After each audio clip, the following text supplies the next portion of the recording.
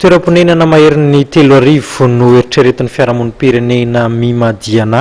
hatsangana ao anatin'ilay Tetikasa tsotsika hoe Sahy mifanandrify indrindra amin'ny politikam-panjakana moa izao Tetikasa ka sain'izy ireo hatsangana izao.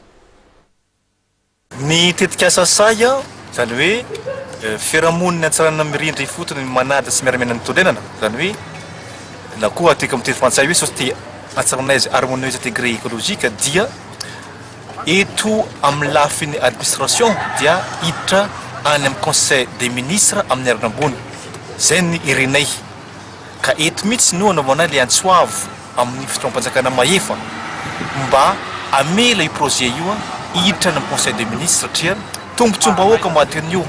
tombontsoa zay isy fampandrosoana mirindra milamina ady amin'ny fanitrana zay sotsivila de mitondra sosikevitra anay proposionnay ho an'ireo fitondram-panjakana fantanay fa tsy vitan'olo rely ady afanitrana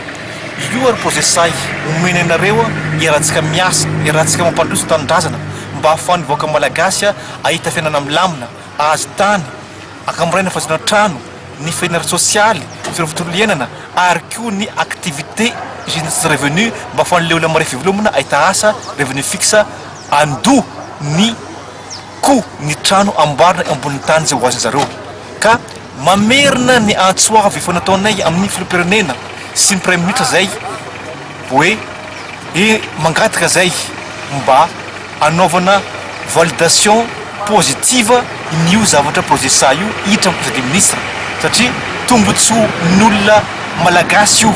ary zay mbola mangataka koa dia hoe atao projet pilote ery Madagasikara mba ahafahan'ny malagasy rehetra tsy vaky volo azo tombotsoa amin'ilay izy fa tsy olona ao amin'ny faritany Antsiranana na hoe région Diana na Dego 2 fa malagasy rehetra tsy vaky volo satria tombotsoa malagasy le izy amin'ny fanajana hoe sofotra ho an'ny malagasy tokony masitany tsiraray avy.